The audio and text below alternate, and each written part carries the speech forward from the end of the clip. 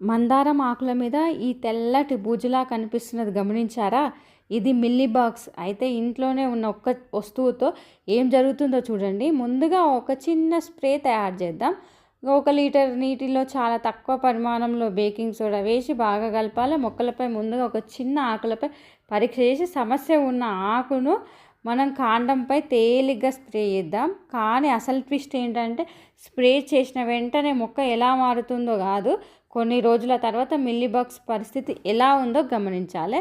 ఇక మందారం మొక్కను ఇలా వదిలేస్తే మిల్లీబగ్స్ మళ్ళీ పెరిగి వచ్చు. అందుకే ప్రభావిత భాగాలను పరిశీలిస్తూ అవసరమైతే మళ్ళీ ట్రీట్ చేయాలన్నమాట. ఇక్కడితో ఆగిపోకండి, ఎందుకంటే మిల్లీబగ్స్ మాత్రమే కాదు, మందారం మొక్కల్లో పూలు తగ్గడానికి కారణమయ్యే మరో సమస్యకు ఇంట్లోనే ఉన్న వస్తువులతో చేసే సింపుల్ ట్రిప్స్ నెక్స్ట్ వీడియోలో చూపిస్తాను. ఈ వీడియో మిస్ అయితే మాత్రం చాలా మిస్ అయిపోతారు అనమాట. అయితే అది ఎలా, ఇగో చూడండి, బియ్యం కడిగిన నీళ్ళు, బియ్యం కడిగి కొంచెం పులియబెట్టుకోవాలి. దీంట్లో బేకింగ్ సోడా కలపాలన్నమాట. బేకింగ్ సోడా మిక్చర్ని కలిపితే చాలా అద్భుతంగా పనిచేస్తుంది. మీ ఇంట్లో ప్రతిరోజు బియ్యం కడిగిన నీళ్ళను పారబోస్తూ ఉంటారు కదా, అదే నీళ్ళలో ఒక చిన్న పదార్థం ఇది కలిపి మొక్కలపై స్ప్రే చేస్తే అసలు ఏం జరుగుతుందో ఎప్పుడైనా ఆలోచించారా? ముఖ్యంగా మందారం, గులాబీ, మల్లె లాంటి మొక్కల ఆకులపై తెల్లటి పొరలా కనిపించే ఈ సమస్య ఉంటే మాత్రం ఈ వీడియో చివరి వరకు తప్పకుండా చూడండి. ఎందుకంటే ఈరోజు మనం ఒక చిన్న ప్రయోగం చేయబోతున్నాము. ఒక మొక్కకు ఒక ద్రావణం స్ప్రే చేస్తాం, మరో మొక్కకు అలాగే ఉంచుతాము. ఆ తర్వాత రెండిట్లో ఏ మార్పు వస్తుందో గమనిద్దాం. కానీ చివరిలో నేను చెప్పబోయే ఒక విషయం మాత్రం చాలా ముఖ్యమైనది. అదే తెలియకుండా ఈ స్ప్రేని ఎక్కువగా ఉపయోగించడం మొక్కలకు ఇబ్బంది కావచ్చు. అందుకే వీడియోని ఎక్కడ స్కిప్ చేయకుండా చివరి వరకు చూడండి. ఇక ముందుగా బియ్యం కడిగిన నీళ్ళ గురించి తెలుసుకుందాం. బియ్యాన్ని కడిగేటప్పుడు కొంత స్టార్చ్ మరియు ఇతర నీటిలో కలిపే పదార్థాలు ఆ నీటిలోకి వస్తాయి అన్నమాట. అందుకే చాలామంది గార్డెన్లో బియ్యం కడిగిన నీళ్ళను ఉపయోగిస్తారు. కానీ ఒక విషయం గుర్తుపెట్టుకోవాలి, బియ్యం కడిగిన నీళ్ళు ఒక్కటే అన్ని సమస్యలకు పరిష్కారం కాదు. మొక్క ఆరోగ్యంగా ఉండాలంటే సరైన వెలుతురు, నీరు, నీళ్ళలో డ్రైనేజ్, పోషకాలు అన్నీ అవసరం అన్నమాట. ఇప్పుడు అసలు ట్విస్ట్ ఏంటంటే ఈ నీళ్ళలోనే మనం బేకింగ్ సోడాను ఎందుకు కలుపుతామంటే, బేకింగ్ సోడా అంటే సోడియం బైకార్బోనేట్ అన్నమాట. ఇక ఇది మొక్కలకు సాధారణంగా ఫెర్టిలైజర్ లాగా భావించకూడదు. ఇది ప్రధానంగా మనం సర్ఫేస్ ట్రీట్మెంట్ అన్నమాట, అంటే స్ప్రే ఎక్స్పెరిమెంట్గా ఉపయోగిస్తున్నాం. కొన్ని సందర్భంలో బేకింగ్ సోడా ఆధారిత స్ప్రేను మొక్కలపై కనిపించే కొన్ని ఫంగల్ సమస్యలకు ఉపయోగపడుతుంది. కానీ కాన్సన్ట్రేటెడ్ ఎక్కువైతే మాత్రం ఆకులు కాలిపోయి మచ్చలు రావచ్చు అనమాట. అందుకే ఎక్కువ బేకింగ్ సోడా ఎక్కువ ప్రయోజనం అనే లాజిక్ అస్సలు కాదనమాట. ఇక చాలా తక్కువ పరిమాణంలో ప్రారంభించి మొదట 1-2 ఆకులపై పరీక్షించడం చాలా ముఖ్యము. ఇక ఇప్పుడు మన స్ప్రే తయారు చేసి ఇస్తున్నాం కదా, ముందుగా బియ్యం కడిగిన నీళ్ళు, తాజా నీళ్ళను తీసుకోవడం అయితే కొంచెం వరకు ఉపయోగకరం. కొంచెం పులిస్తే ఇంకా పురుగులు బాగా పోతాయి అన్నమాట. ఇకపోతే ఈ ద్రావణాన్ని బలంగా తయారు చేయకండి. మొదట ఒక చిన్న భాగంలో టెస్ట్ చేయండి. ఆకులకు ఏమైనా మంట, మచ్చలు లేదా డ్యామేజ్ కనిపిస్తే వెంటనే ఆపేసేయండి. ఇంకో విషయం ఏంటంటే ఇది బలమైన ఫెర్టిలైజర్ కాదు, కాబట్టి ఇది వేస్తే మొక్కలకు కావాల్సిన న్యూట్రియంట్స్ వచ్చేస్తాయి అని అనుకోకండి.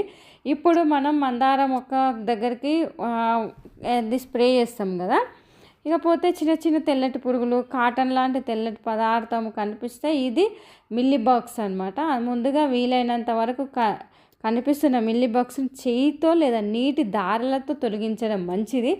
ఫస్ట్ వాటర్ను స్ప్రే చేయాలన్నమాట. ముఖ్యంగా ఆకుల కింది భాగము, కొమ్మల జంక్షన్ వంటి పురుగులు ఉండొచ్చు. అందుకే ఆకులను పూర్తిగా తడిపేసి కారే అంత స్ప్రే చేయాల్సిన అవసరం లేదు. తేలిగ్గా స్ప్రే చేయడం చాలన్నమాట. ఇప్పుడు మనం వెంటనే రిజల్ట్ చూడాలని అనుకుంటాము, కానీ ఇక్కడ చాలామంది చేసే మిస్టేక్ ఏంటంటే ఈరోజు స్ప్రే చేసి రేపే మొక్క పూర్తిగా మారిపోవాలని ఆశించడం అస్సలు సరికాదు. మొక్క పరిస్థితిని కొన్ని రోజుల పాటు అబ్జర్వ్ చేయాలి. తెల్లటి పురుగులు తగ్గుతున్నాయా, కొత్త పురుగులు వస్తున్నాయా, ఆకులపై ఏమైనా మచ్చలు ఏర్పడుతున్నాయా, కొత్త ఆకులు ఎలా వస్తున్నాయా, ఇవన్నీ గమనించాలి.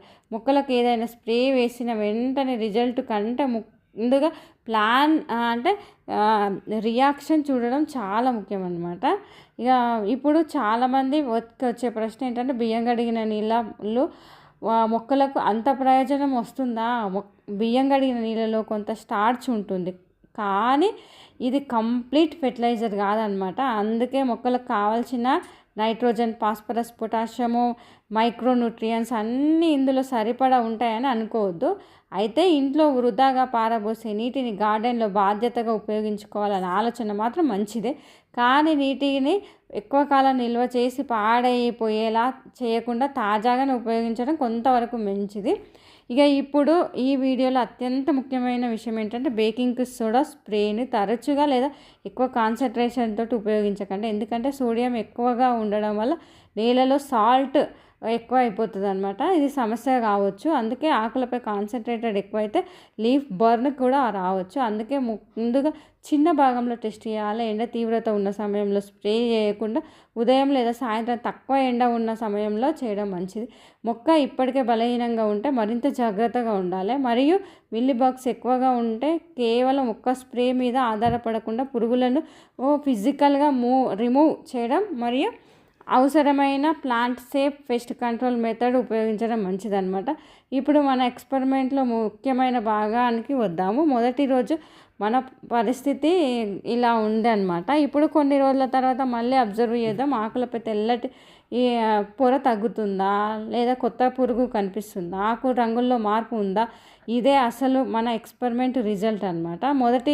ప్రతి మొక్కకు అంటే రిజల్ట్ ఒకేలా ఉండకపోవచ్చు. ఎందుకంటే ఇన్ఫెక్షన్ లెవెల్, వాతావరణము, మన ఆరోగ్యము, మొక్క ఆరోగ్యము, స్ప్రే కాన్సన్ట్రేషన్ అన్నీ ప్రభావితం చేస్తాయి. అందుకే మీరు కూడా మీ మొక్కలపై ఈ చిన్నగా టెస్ట్ చేసి అబ్జర్వ్ చేయండి.